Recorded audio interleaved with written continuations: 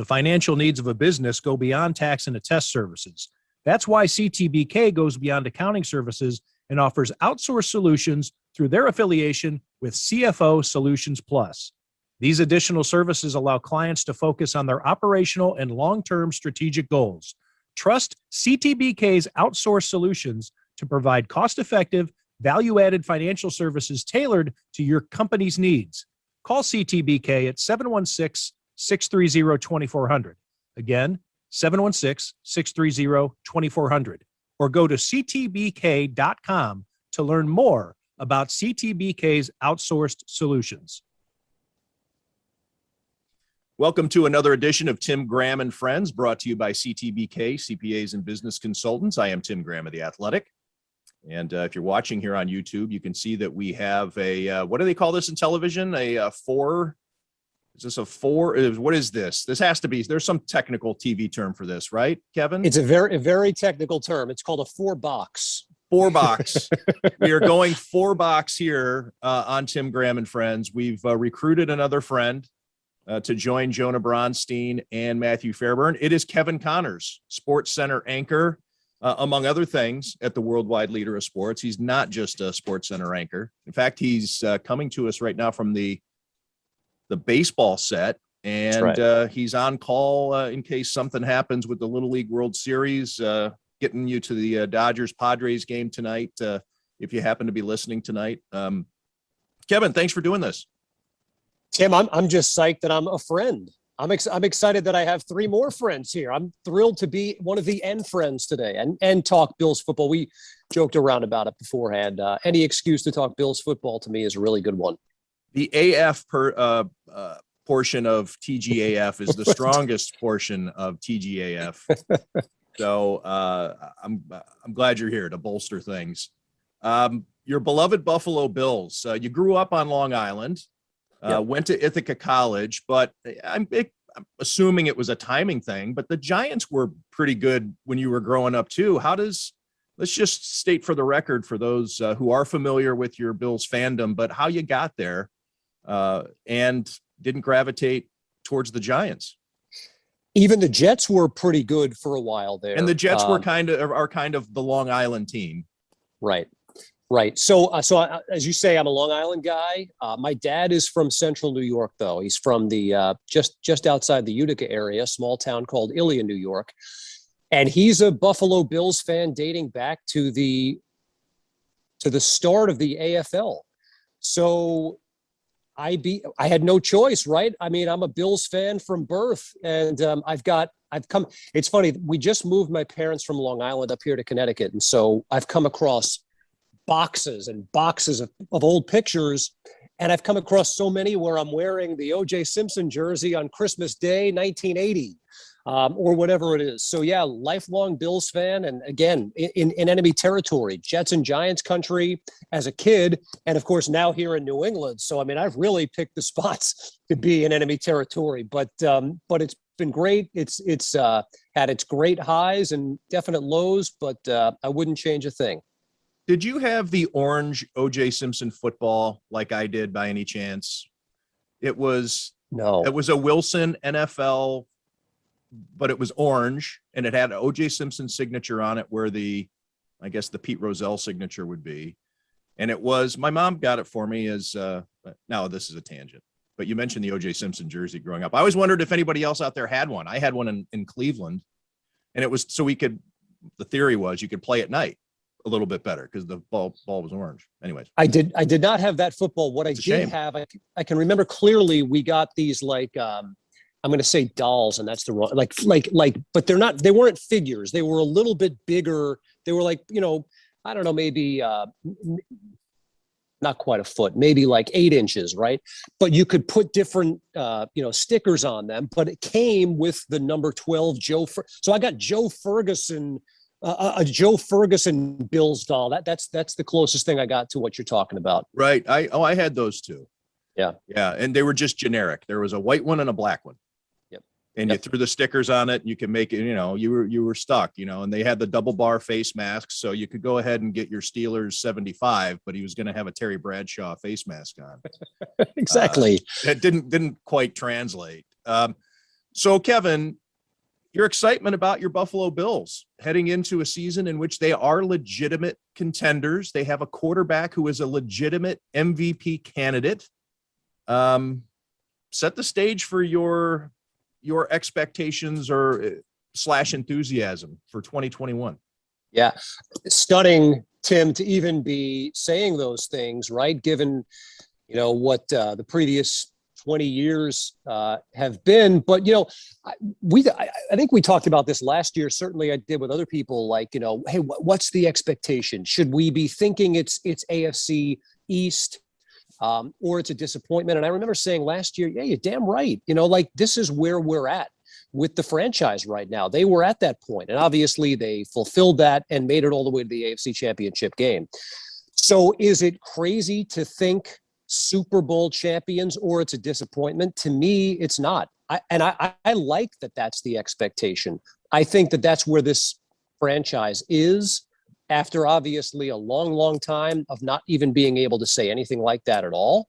I think that, it's much of the same team that they had a season ago. These guys have gotten that experience of playing really meaningful games. Let's go. Let's have those expectations and not shy away from them one bit.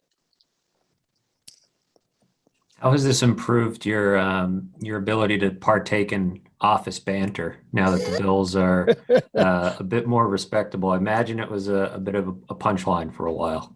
You know what, Matthew, you're 100% right. It was like, oh, wait a minute, hold on. Yeah, that's right, Kev. That's cute. Now it's like, hey, man, you guys really are legit, and it's awesome. You know what? And it's like, it's in being on the baseball set here. I feel like in a lot of ways we're like the San Diego Padres in that we're a really exciting team. This is a really exciting team that obviously, if you're a Cowboys fan, you're pulling for the Cowboys. But hey, man, what the Bills have going on is pretty neat. And certainly, if you're a diehard fan like I am, and many of us are, it's the fulfillment of a long time. And there was, listen, so many lean years and so many times where it was not always easy to be a Bills fan. And I'm just so excited that we've got stability. Like from the center on up, right? So you got the front office and the head coach and the quarterback and key pieces of the offensive line. And like, that's how you win. That's how you build in the NFL. And I'm just so elated that we have finally, after a lot of different people in those places, we finally settled on some key people. Who is the worst to deal with on the ESPN campus when it comes to either when your team isn't playing well or their team is good? I thought you were just going to leave it at who is the worst to deal with on the ESPN campus, because that could have been a long conversation, Tim. You didn't sign a waiver when you came on here. I can ask anything I want. This is true. Yeah, exactly. Who's that's a really good question.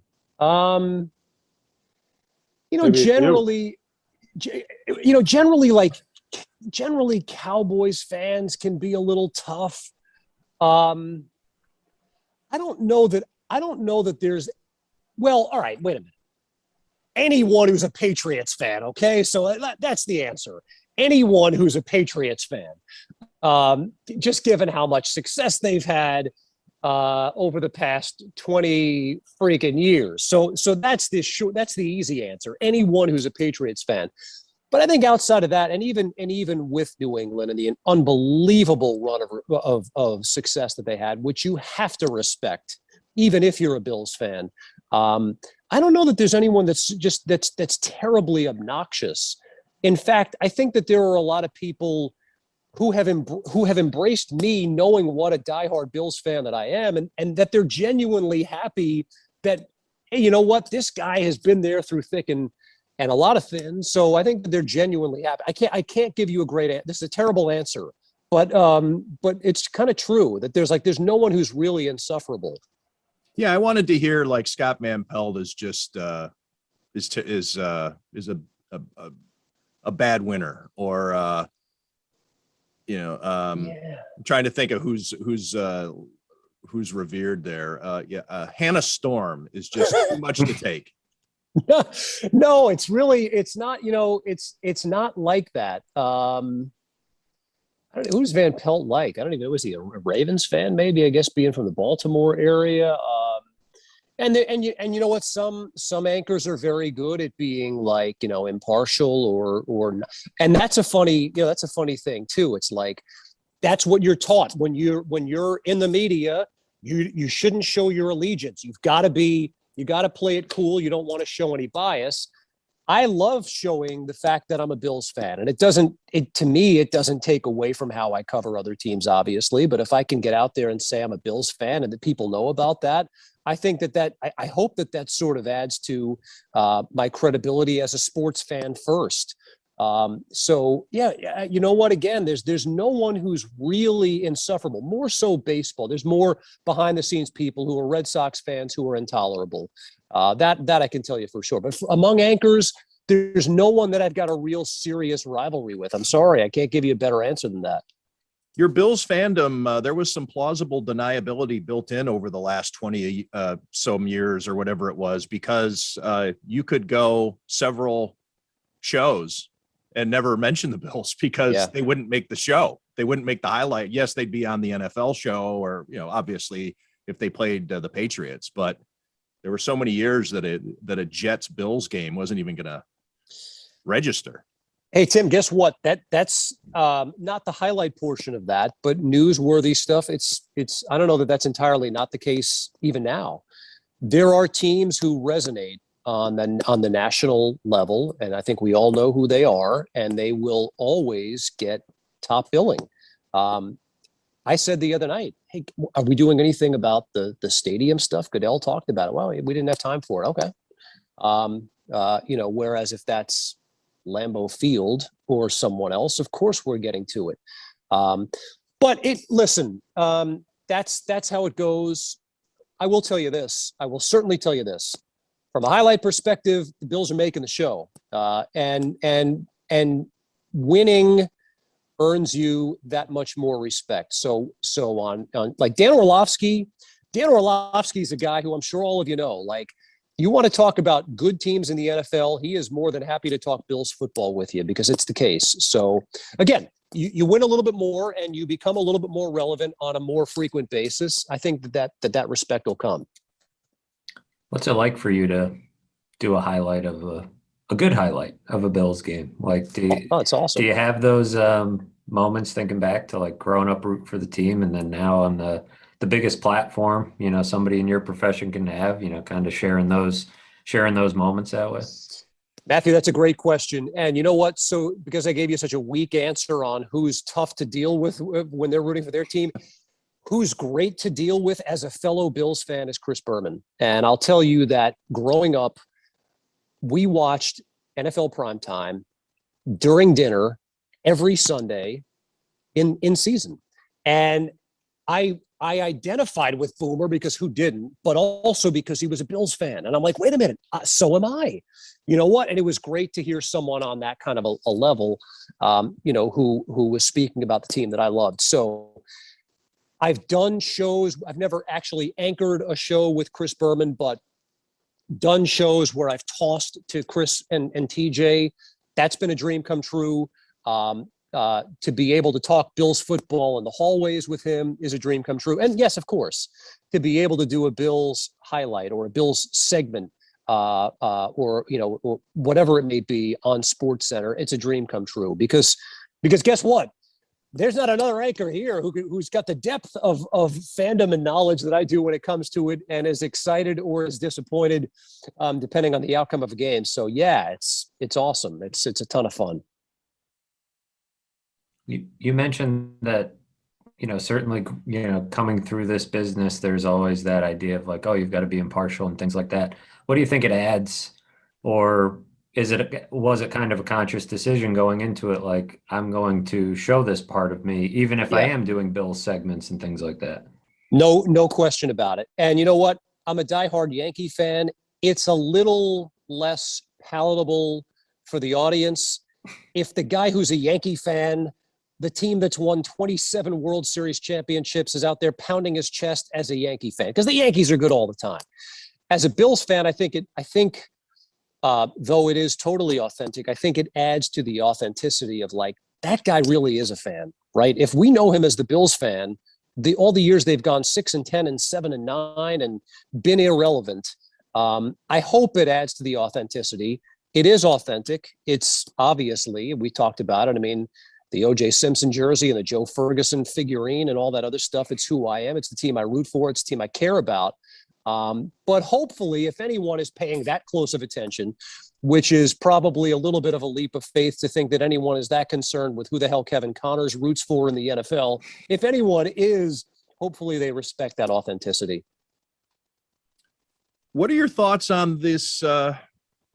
It's not just recent. It's been going on all summer with COVID and the Bills. Their outspokenness, Cole Beasley and John Feliciano to a lesser extent, but some prominent players, Josh Allen really casting the first surprise with his response on Kyle Brandt's podcast a couple of months ago, where he seemed non-committal about a vaccine and put everybody on their heels. And now we have players who have to be away from the facility for 5 days.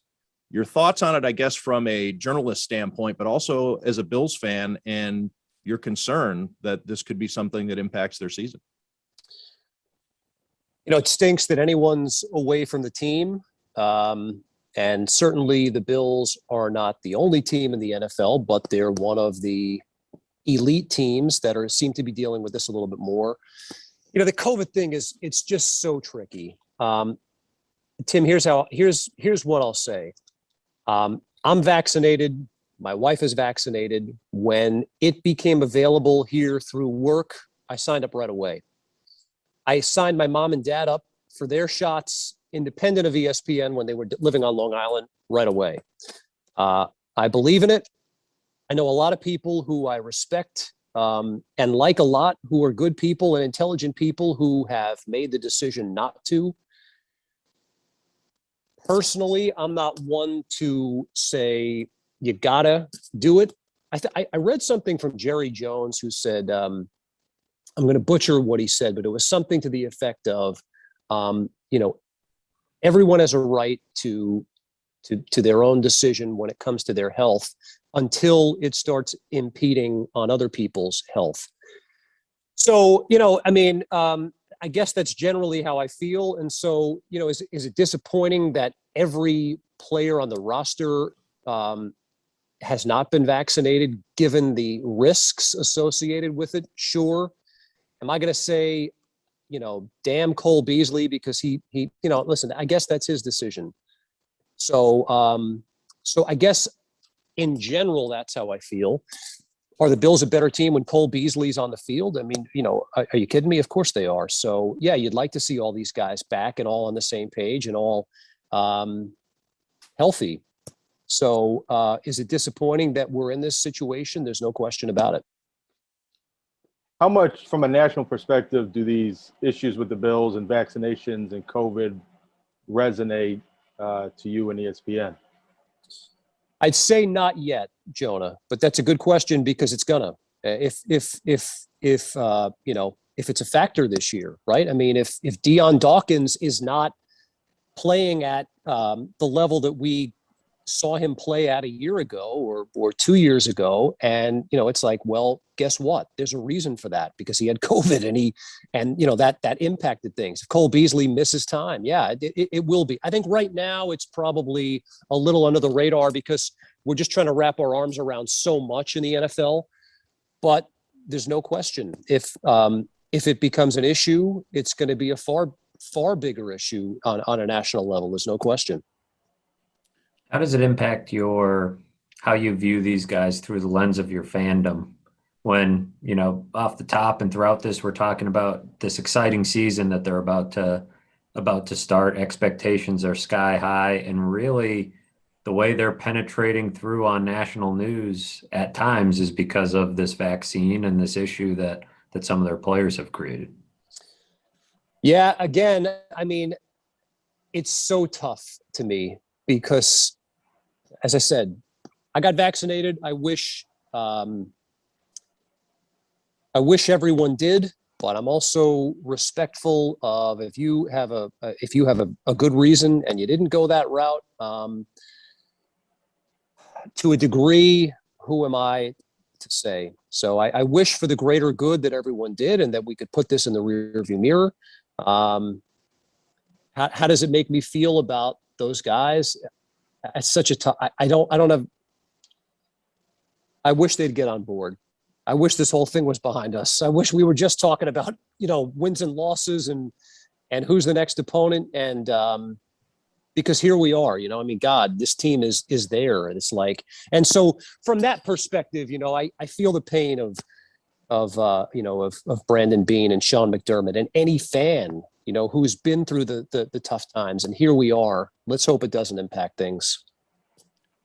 Let's get back to the fun stuff. Do you have a favorite aspect of this team? I don't mean necessarily a player, but is there something about this team that gets you most excited on game days?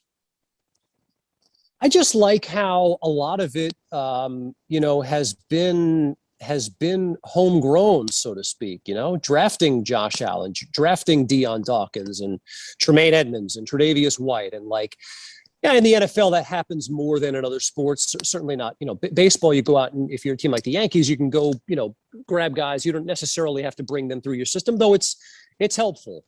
I mean, in the NFL, it's a little bit more how you do draft, but I like that element of it, and then of course, listen, Stephon Diggs to me, you guys know as well as anyone, I mean, the impact that he had on the team last year, I don't know that it was as much credit as he got. I don't know that it was enough because I just think that he was so good. I mean, you throw it in the vicinity and he's catching the ball, and that makes Josh better, and it makes Cole Beasley better, and it makes Gabriel Davis better. And, it is possible to be great and underrated. And I think Stephon Diggs falls in that category. It's true. I mean, and that's like when you get someone who's that great of a player, that's the effect that it has. And so, I like the fact that, we got Sean McDermott and he became this coach. He wasn't an established guy. We took a chance on him and he became that. Brandon Beane, wasn't an established general manager. Brian Dable, who, I mean, you watch Mitch Trubisky throw the football. Like, you think Brian Dable's going to be a hot commodity again next offseason? Just that fact. So from that perspective, of course, individuals, I have favorite players. We can talk about that if you want to, but I think just the fact that a lot of it has sort of been guys who we have developed and gotten to this point and seen them come to fruition. I think that part is one of the more special aspects. Among your favorite players, is there one that would be maybe a surprise? I mean, Josh, obviously, I had the opportunity before the draft that 2019? He was in the draft, 2018, 2019? 19? Okay. 18. So 18, sorry, yeah. So before that draft, it was like 2 days before the draft, I had the opportunity to do a talk back with him. And of course, we didn't know where he was going. And I remember talking to him at the end, after the interview was over and we were done recording. I was like, hey, Josh, love to see you, in a Bills uniform or something like that. And I think he was like, yeah. And then the fact that it happened is sort of a neat little tie. So, yeah, I mean, he just seems to me to be everything you would want your franchise quarterback to be. He's bought into the city and the culture of Buffalo. He has, though he is handsomely paid, seems to have made some concessions to what's good for the overall health of the team. Obviously, he's one of them. I like Tremaine Edmonds a lot. I get on social media and I see some people who are down on him, and I'm like, really? I think he's a stud. He had a rough start. He had a rough start to last season. But Tim, and again, you'd know better than I. Like, how much of that is it a product of the interior of the defensive line impacting his position? Like, now that everyone's back, are we going to see who Tremaine is? Did he have to make up for certain deficiencies in the defensive line, which is part of playing professional sports? I get that. But I know some people wanted to punt on him, and I'm like, really? Tremaine Edmonds? Like, I think he's part of the solution in a huge way. So So Tremaine and Josh and Diggs would be the three guys for me. So no least surprises. favorite player? Right. Sorry, Jonah. It was a throwaway question asking who his least favorite player was. That's not a throwaway question. It's not a throwaway question. You now have to answer it. Least favorite. Oh my God. And it has to be a starter.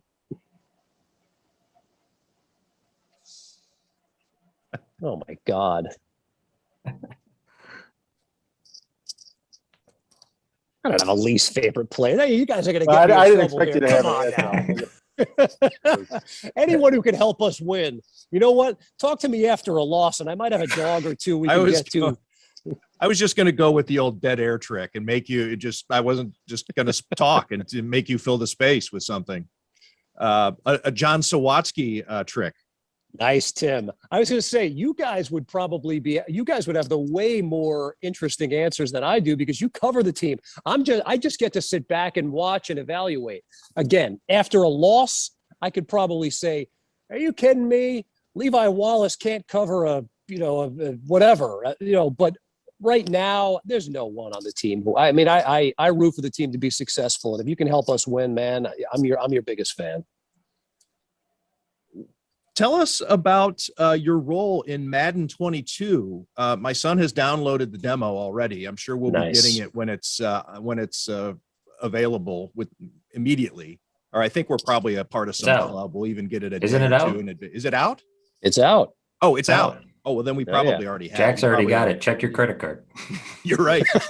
He's downloaded it, I'm sure. Tell us about your role in this. You do some podcasting. You're getting on my turf, and I don't like it.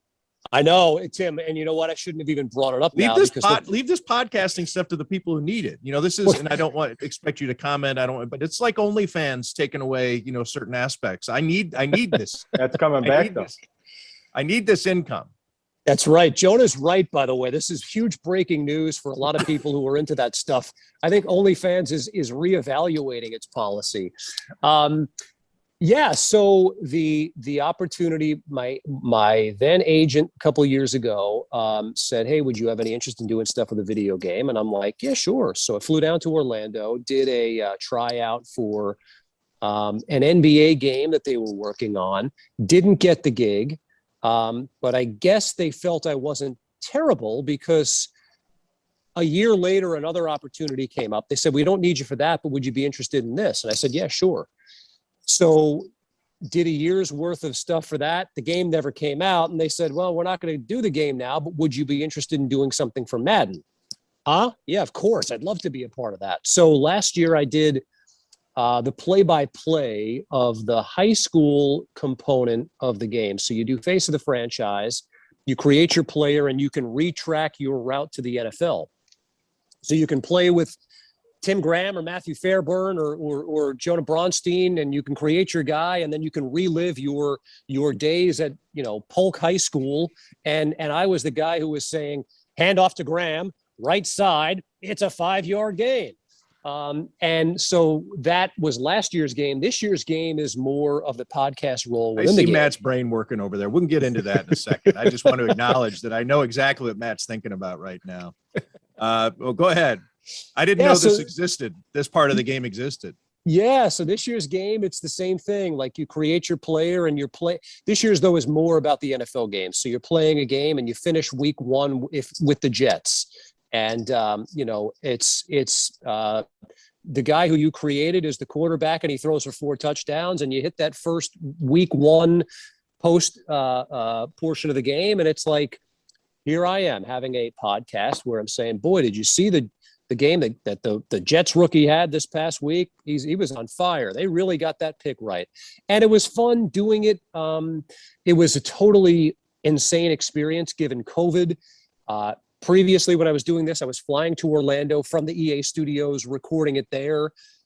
COVID happens. We got to figure out a way to make the game. They shipped me equipment. I set it up in my basement. I recorded it in my basement. How they made the game over the past 2 years is an incredible story, given all of the limitations with COVID. But it's a blast. It's been a blast being a part of an iconic game like that. Was there a player named Danny Boyd involved in the high school version of it? Does that ring a bell at all? No, it does not. Well, if there was, thank God, because if I would have put in my name as the name of the player that I was on, then would have gotten derailed. I would never have made it. I never There would have been gotten no onto the 5-yard podcast. gains. There would have been no 5-yard gains. No, it's not an inside joke because it actually happened, but there was a guy named Danny Boyd who, there was a young Tim Graham who was always the first kid picked in his gym class and, his neighborhood football, baseball, basketball star. And then he got to 9th grade and the varsity team at Wyndham High School. And Danny Boyd knocked the pride out of him for about 15 years before I finally realized that I wasn't worthless. So I've told this story to Matthew a bunch of times, and Jordan Poyer, in fact, he asked me after Jordan Poyer hit Isaiah McKenzie yesterday if that looked like Danny Boyd, and I said no, Danny Boyd would have gone through Isaiah McKenzie and come out his sternum and through his spine. But anyways. Wow, so Poyer knows about Danny Boyd. Well, he reenacted Danny Boyd yesterday. He doesn't know. And anytime somebody gets the snot knocked out of him, it's Danny Boyd versus a young Tim Graham who thought he was something on the high school gridiron at Wyndham High and was taught otherwise in very crude fashion. So maybe I'd need the Madden game to go back and I could use it as some sort of therapy. Brother, you can relive it. You can create your own Danny Boyd and have him get sacked for 15-yard gains. I see. No. Well, it's not Danny's fault. Danny was a nice guy. He just knocked the piss out of me on a daily basis. Yeah. Well, get your revenge, Tim. That's all right. This is a safe space. You can knock the piss out of Danny Boyd. Speaking of being your high school hero, you actually did it at college for your letterman on the Ithaca College basketball team. I do though understand why it's always mentioned as 4-time letterman or 4-year letterman. I did see the stats. So I was looking for, how many times did he maybe lead him in assists or, is he on the 1,000-point club? And then I saw the stats. So 4-year letterman at Ithaca for the Ithaca Bombers. We were the Wyndham Bombers. Maybe there's some sort of kismet here. But tell me about your basketball career at Ithaca and how that has impacted your career. Tim, I must say, I didn't need you to deep dive into my career statistics. Well, I'm a researcher. I'm a researcher. There were games where I led the team in assists. I could probably Hobart in '97. I led the team in assists on the road in Geneva. I was probably Tim Graham at the high school level in terms of basketball ability, and then I met my Danny Boyds at Ithaca. You know what? I've answered that question over the years like this. It was a tough experience at the time. I was a good high school basketball player for my area on Long Island, which is to say I was a good high school basketball player. College was an adjustment. My freshman year was a big time adjustment. I think I probably warranted more time over my sophomore, junior, and senior years. But I'll tell you this, and I have the prism of 25 years to look back on and speak to my younger self and say this. Not succeeding to the level that I had hoped made me a tougher person. And it helped me in this industry because you don't always succeed to the level that you want to or think that you should. And it was tough to go through at the time. I still keep in touch with a lot of the guys who I played ball with. So I have a lot of great friends who were teammates. It was not the happy ending 1,000-point scorer led our team to a league championship that I had hoped, but it was a really good life experience for me. Again, learning how to deal with adversity. So I don't have any. I mean, I guess at the time I had regrets. Looking back on it, I don't have a ton. I'm proud to say that I played 4 years of college basketball. Was never good enough to play like at Syracuse or anything like that. Could I have walked on at the D1 level? Probably. But look, man, I mean, I got the opportunity to study something that I made a career out of at Ithaca, one of the best in my opinion, communication schools in the country. So to be able to look back on it and say that I have any regrets would be stupid. What about the Big Orange basketball camp? What can you tell us about? 2-time MVP, Jonah. Are you kidding me? That I'll brag on. Yeah, man. You know what? Diehard Syracuse fan growing up, went up there every summer and played at the different levels. And yeah, I won MVP at the NIT level, which was like whatever that is. I don't know, 9 to 11.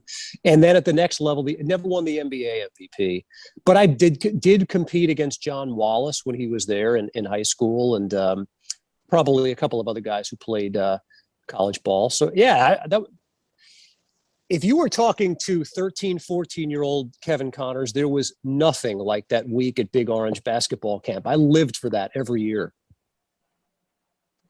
What you mentioned guys that you went up against at that camp. That's got to be pretty heady, though, to be especially as a young kid, to be, even if I don't know how involved Jim Boeheim is in these camps. Sometimes they pass through and they wave, or sometimes, but to be in that setting, surrounded by the other really good players of your age, your peers, and not only holding your own, but obviously playing very well enough to be an MVP a couple of times. What's that like to be? Because that's especially in the 90s. That's when high school kids, it got vogue to jump right to the NBA again.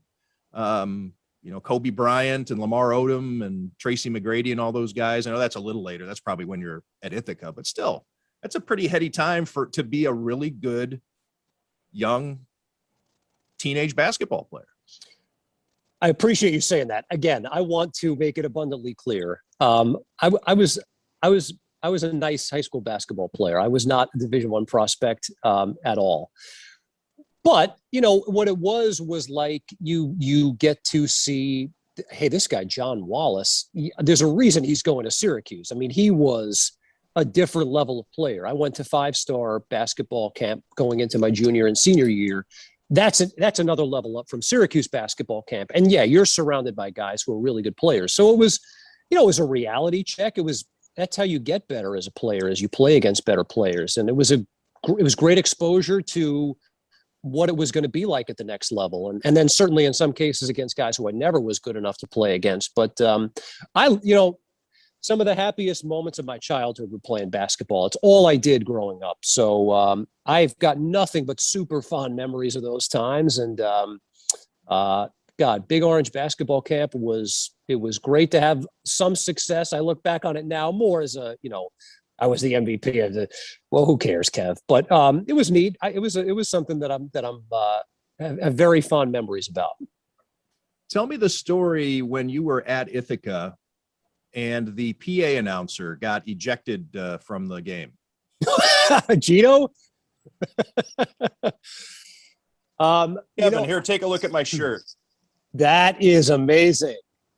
That is amazing, Tim. Now, if you can tell people who that is and why he's famous at Ithaca. So Gino Bona was our PA announcer, and he was buddies with a lot. Gino was, I think, like maybe 2-3 years older than I was, and he was like opera man.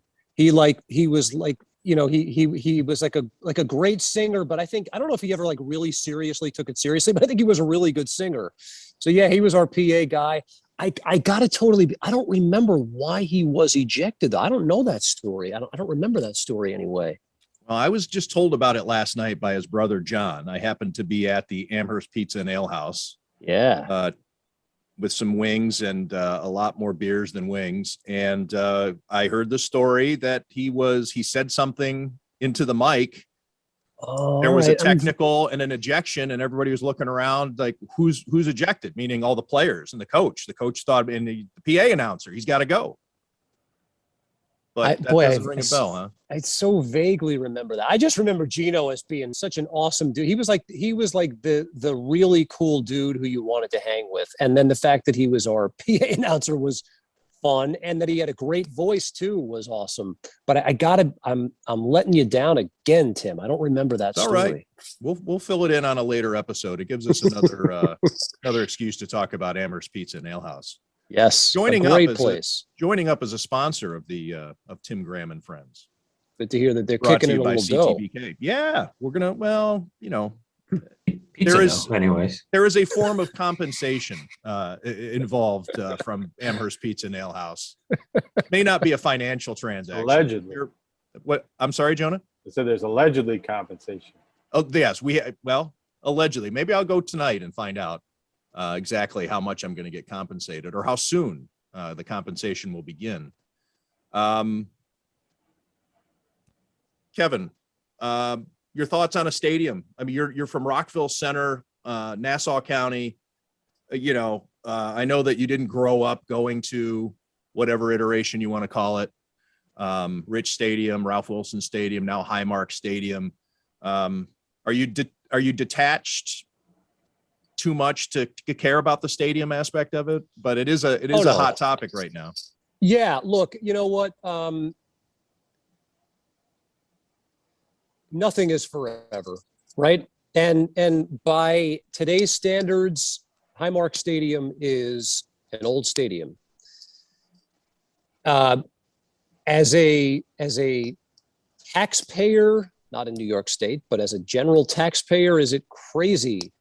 The amount of money that goes into these stadiums, of course it is, but it's the cost of doing business. And do I want the Bills moving under any circumstances, which was never going to happen?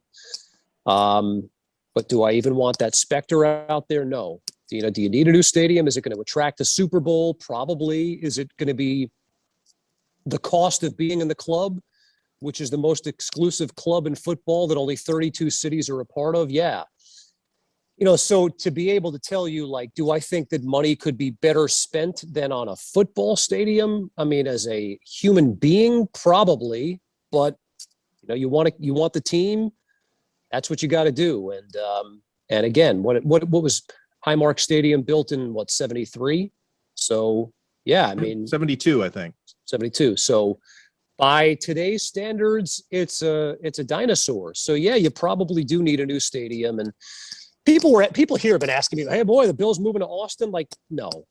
So it'll come down to the wire, and it'll be some, the state's got to come up with this, and the county's got to come up with this, and the Pagula's got to come up with this, and eventually we'll find common ground and we'll build a new stadium, and everyone will be happy about it, or you won't if you're not a sports fan, and that'll be that. But yeah, do I think that there'll be a new stadium? I mean, you guys know better than I do, but I'd be stunned if you think you want to be the politician that lost the Buffalo Bills? Like, I doubt it. This is a business question, but it's probably a journalism question too. As gambling becomes more and more a part of sports, and the leagues are adopting this as an economic engine. They're putting in the rules. They're embracing it finally. How do you think that changes? And I know it already has, but what do you see this moving forward from your job as a Sports Center anchor? When I was working at ESPN, now I know that this wasn't a company-wide rule, but from my boss who oversaw the NFL writers, we were forbidden from even mentioning gambling, any reference, whether it be a point spread, an over-under, a total, none of that. We couldn't, a daily fantasy even, we couldn't talk about it. We couldn't write about it. And now it's on the ticker. It's, Bad Beats on Scott Van Pelt's show. It's a reason to talk. It's in and of itself. How has that been for you in transitioning from forbidden to kind of being all in on it? It's such a good question, because we, much like we were in the sort of, not the beginning of the UFC, but like the beginning of the huge popularity of the UFC, we are in a lot of ways half pregnant. Like, we have gambling specific shows and gambling specific segments, but we're partners with the league. And so when I'm reading a full screen graphic on SportsCenter about Super Bowl odds, I can't say the Bills have the third best odds to win the Super Bowl according to Caesar Sportsbook. I've got to say Buffalo, because the league. Okay, I'd never noticed that. Anytime you watch, you'll never hear the team name. It's the city, and it's because the league doesn't. If you're ready for this, doesn't want to associate with gambling in that vein. But of course it does. And of course it exists. And again, we have all these shows. So like, as we become more comfortable with it as a society, and in sports, it's going to be, and the Bills beat the Jets 35-17, covered the spread, but didn't hit the over. That's going to be what it is from now on. And there'll be so many more of those elements. I mean, guys, watch a regional sports network now. Watch a Yankees game or a Sabres game or whatever. And I defy you to hit a commercial break and not see a gambling commercial. They're everywhere.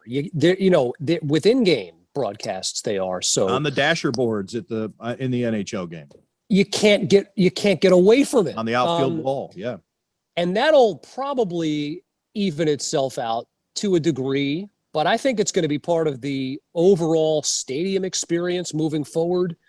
To boil it down succinctly, Tim, when I started here, it was no one talked about gambling except like, hey, who do you like tonight? Not on air. No one talked about it on air. Now we have shows about it on air. It's a pivotal point of our strategy moving forward. In 13 years' time, that changed. It's incredible. How much, you mentioned that, the Madden stuff you're doing, how much over the course of your career have you had to adjust, pivot, and kind of reinvent yourself, or with how much the industry has changed and how much SportsCenter has changed, how much ESPN has changed? What's it been like kind of navigating that and just, kind of pivoting with all these changes that come up? Matthew, as you guys know, if you don't do it, if you're not nimble,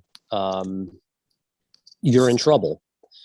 And I have gotten into doing play-by-play, knowing that I want to be as versatile as possible, to be as valuable as possible.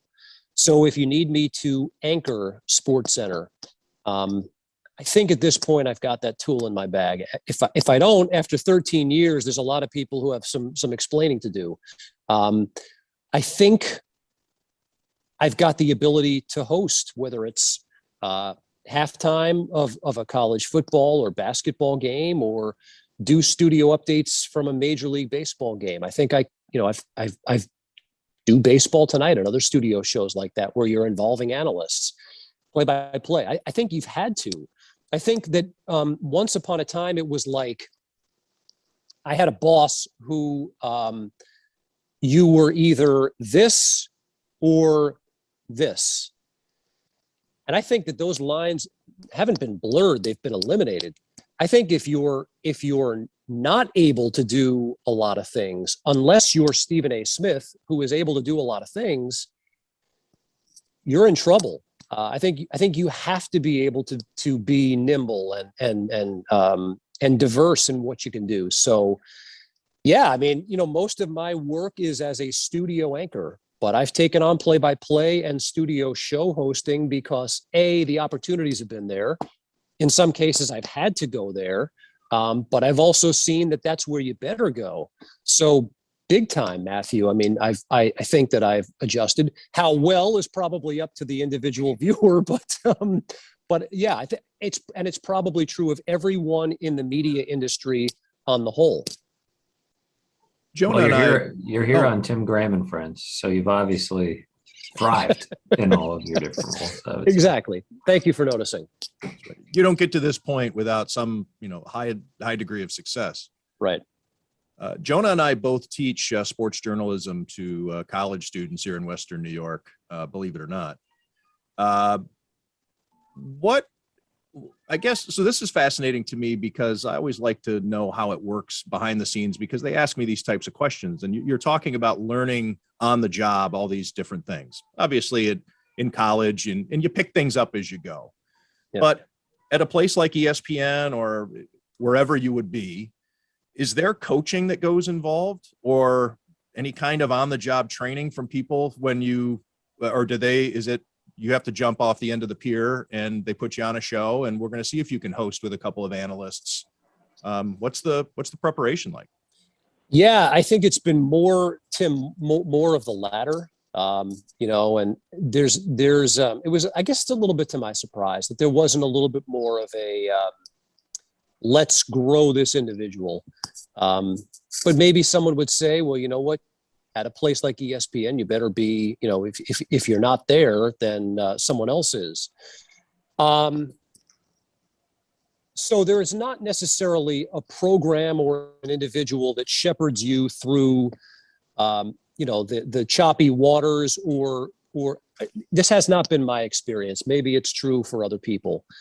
But what I've done is I've sort of, at times, reached out to people who I respect and admire and have a relationship with, someone like Steve Levy, and, watched how he's gone about things, asked him certain questions about, how he does things on air, and try to adopt some of those things. But no, there's not not for me. There's not a program or an individual who pulls you in and says, here's the way that you want to get from point A to point B. For me, it's kind of been pursue opportunities when they're there, or maybe find opportunities when others aren't there for you, and do the best you can. Well, Kevin, this has been enjoyable. We're almost at an hour here, and way longer than I thought we would stay. But you've been very gracious with your time. I appreciate it. And we did talk Bills a little, I guess. A little. It was a thread, but we hit a bunch of topics, and it's nice to be a good member of the AF community. I will wear it as a badge of honor, Tim. By the way, Nagandi and Sal Palantonio when the Eagles are doing well. That's the answer. I could see Sal especially. Yes, it's taken me tough to take when minutes. he's talking about other things. He's he's a little tightly wound sometimes. Yeah, the Eagles, that gets to be a lot. So that's probably the answer that I should have had that 45 minutes ago. But he's a former Eagles beat writer. He's a former, so he shouldn't have that fandom. Well, that's my question. Is that are there more as the television personalities? Are there more people who are openly fans of the teams, or more that say I'm a journalist and I shouldn't root for the teams? Oh, I think that line too has sort of been blurred over the years. Like at first it was like, no, you never can. And then you sort of do a little bit, like, give me a break. We're human. I'm not going to read the Patriots highlight with the same energy that I am the Bills highlight. I'm not going to shortchange the Patriots, but I'm a human being. And I hope that the viewer enjoys that part of it. So I think a lot of people show their fandom. And again, I was joking around about Nagandi. Like, he's a huge Philly guy. And you know what? Those are his teams. And so he's on the Tim Graham Philadelphia podcast, and they've got him on, and you know what? They're talking Eagles football for an hour. So, and people actually listen to that one. The AF means something different in the Philly podcast. Exactly. So yeah, no, to me, the Philly Tim Graham didn't get tackled hard by Danny Boyd. He got stabbed by Danny Boyd. That is Danny Boyd. Danny Boyd's got the podcast in Philly, right? So yeah, no, I dig. Listen, I dig when people show their fandom. Like, unless it's totally obnoxious, like, that's cool to me. So, but guys, I had a blast. Anytime you need someone to kill time, let me know. And I can't wait to start talking about actual games, because we're gonna be really good this year. Maybe we can circle back around the bye week or something like that and hit the reset button. We can talk about you will have a couple of least favorite players by then. There'll be a couple more COVID outbreaks, a ACL here, a bad play challenge, going forward on punting on fourth down from the opposite side of the 50, doing something. There'll be something to talk about. That's the tease. This was the appetizer. The main course is when Connors goes all in on his least favorite Bills. That's the bye week. All right. Kevin Connors from ESPN, coming to us from Bristol. Very kind of him to do here on Tim Graham and Friends, brought to you by CTBK. CTBK is more than just a full-service accounting firm. They are one team with an innovative approach to accounting and rise to each new challenge with collaborative problem-solving skills. CTBK goes above and beyond by lending helping hands in the Buffalo and Niagara community through volunteer work and donations, and is partnered up with Victory Sports for 2020 and 2021 to keep kids in the community active. The professionals at CTBK are determined to help individuals and businesses succeed. Whether a large corporation, a small business, or somewhere in between, call CTBK at 716-630-2400. Again, 716-630-2400, and see what CTBK's one-team approach can do for you.